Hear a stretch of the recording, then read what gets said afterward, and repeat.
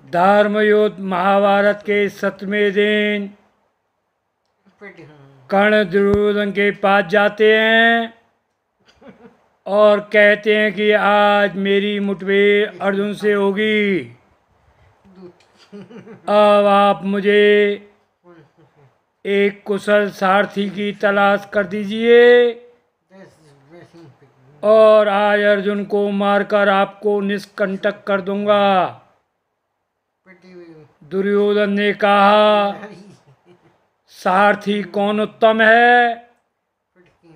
तब कर्ण ने कहा, कर्ण अर्जुन के युद्ध को देखे सकल समाज, सालिमम सारथी बने तो मारूं अर्जुन आज। यह सुनकर दुर्योधन शल्य के पास गए और उनसे कर्ण का सारथी बनने के लिए कहा। शल्य क्रोध से भर आए और बोले, तुम कर्ण को ज्यादा बलवान समझते हो? मैं क्षत्रिय होकर सूत का दास नहीं बन सकता। तब दुर्योधन ने कहा कि आप कर्ण की रक्षा करें,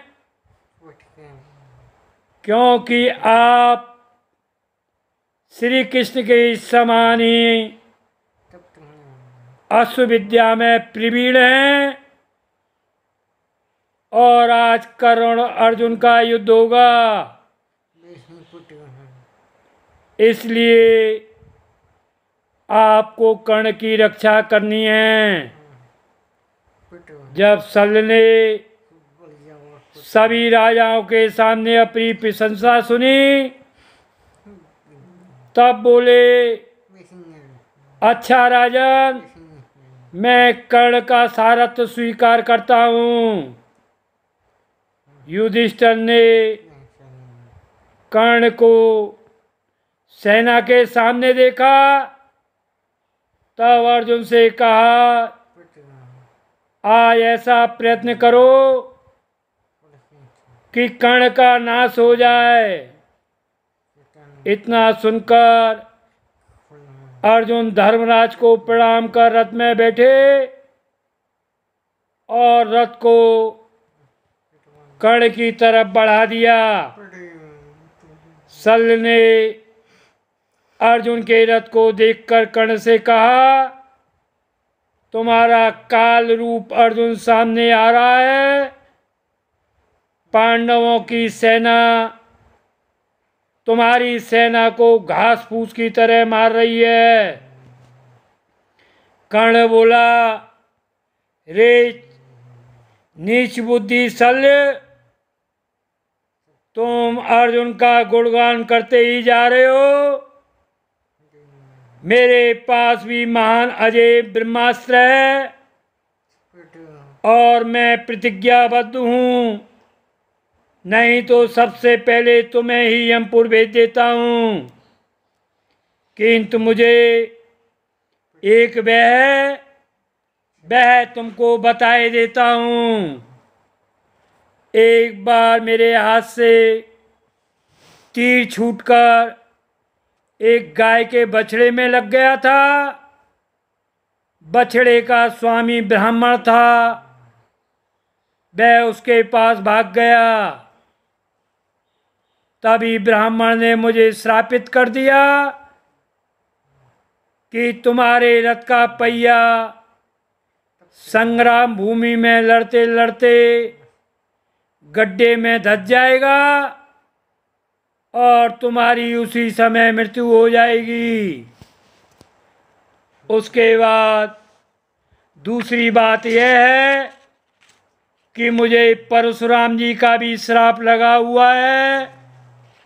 वो ब्राह्मणों को ही अस्त्र विद्या सिखाते थे मैंने झूठ बोलकर उनसे ब्राह्मण बता दिया था।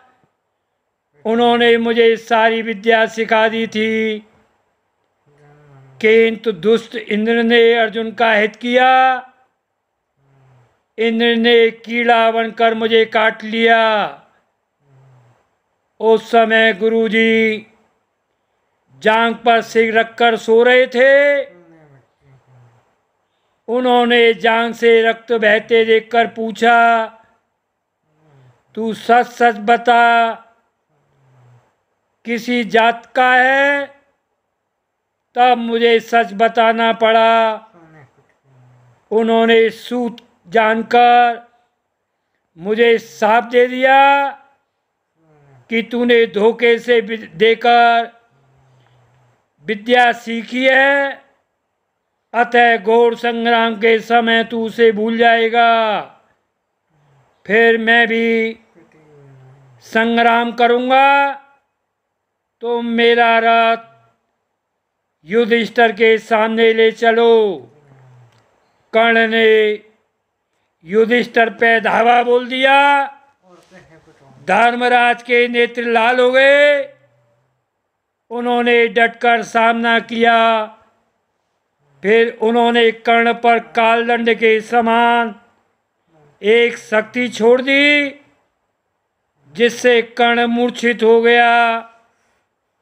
मूर्छा भंग होने के बाद कर्ण ने विजय धनुष बनाकर तानकर युधिष्ठिर पर बाणों की वर्षा शुरू कर दी।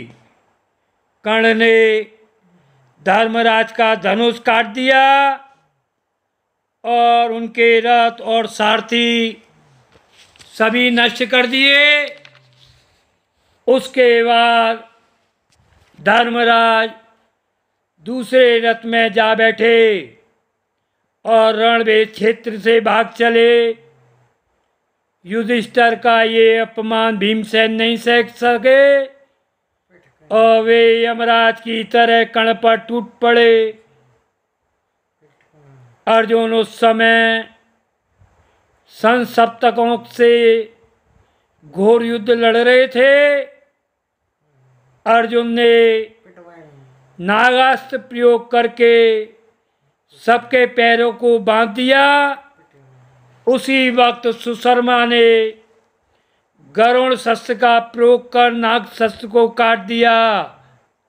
उसके बाद अर्जुन ने इंद्रास्त्र का प्रयोग कर सबको मारना शुरू कर दिया, जिससे अर्जुन ने उसी समय 10,000 वीरों को मारकर यमलोक भेज दिया।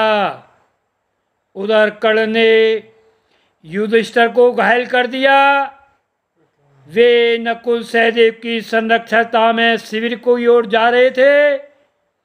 कर्ण ने उनको भी घायल कर दिया। शल्य को बड़ी दया आई। उन्होंने कर्ण से कहा, तुम्हें अर्जुन से युद्ध करना है, इनसे तुम व्यर्थ ही लड़ रहे हो। उधर देखो, भीम तुम्हारी सेना का नाश कर रहा है। वह दुर्योधन को मारने की इच्छा से युद्ध कर रहे हैं। राजा की रक्षा कीजिए। ऐसा कहकर रथ भीम की तरफ मोड़ा। उधर दोनों भाई नकुल सहदेव युधिष्ठिर की आज्ञा से भीम की सहायता को आ गए। दूसरी तरफ अर्जुन ने संसप्तकों को और अश्वत्थामा को परास्त कर दिया था। उसके बाद श्री कृष्ण बोले, कर्ण ने धर्मराज को अधिक घायल कर दिया है। बस इतना कहकर युधिष्ठिर की तलाश करने लगे। अर्जुन ने जब भाई के युद्ध क्षेत्र में नहीं देखा तो भीमसेन के पास दौड़कर गए और उन्होंने भीमसेन से कहा, धर्मराज के विशेष चोटें आई हैं। वे अत्यंत पूरित होकर छावनी की तरफ गए हैं। यह सुनकर अर्जुन ने भीम को उनका समाचार लेने को कहा। किंतु भीम ने कहा, शत्रु सेना सोचेगी कि भीम रक्त छोड़कर भाग गया है। तब श्री कृष्ण अर्जुन की छावनी गए। वहाँ महाराज सैया पर पड़े थे। आज की कथा लंबी है, आगे की कथा का वर्णन क्रमानुसार करते रहेंगे। जय यमुना मैया की।